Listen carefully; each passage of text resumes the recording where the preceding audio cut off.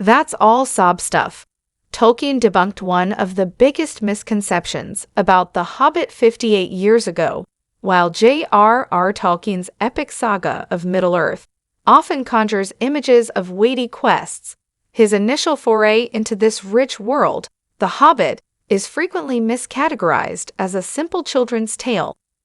Despite the presence of more lighthearted and adventurous elements, Tolkien himself firmly refuted the notion that his debut novel was specifically crafted for a young audience.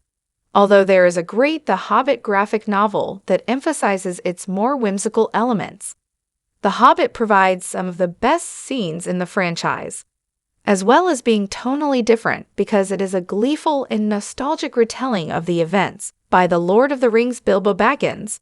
It also contrasts because of its early development. Through his letters and interviews, the esteemed author clarified his intentions. Tolkien's pronouncements reveal a more nuanced perspective on his intended readership and the evolution of his storytelling. In Tolkien's true story told through letters and interviews, he provided a wealth of insights about his own authorial intentions.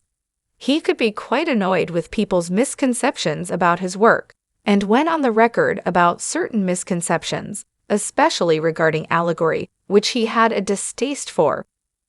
Another common misconception is that The Hobbit is a children's story. Tolkien said the following about the intended audience for his debut novel. That's all sob stuff. No, of course I didn't. If you're a youngish man and you don't want to be made fun of, you say you're writing for children. At any rate, children are your immediate audience, and you write or tell them stories, for which they are mildly grateful, long rambling stories at bedtime. He did concede that The Hobbit was written in what I should now regard as bad style, as if one were talking to children. However, his own children disliked being condescended to, preferring to simply be addressed as people. However, it is undeniable that The Hobbit skirts most of the violence and weighty themes that its sequel, The Lord of the Rings, explored in depth. If The Hobbit was Tolkien's initial playground for his sprawling universe, The Lord of the Rings embraced its thematic and emotional gravitas. When comparing The Hobbit to the contrasting darkness of The Lord of the Rings and the still more somber The Silmarillion, it is fair to assume The Hobbit had a younger intended audience.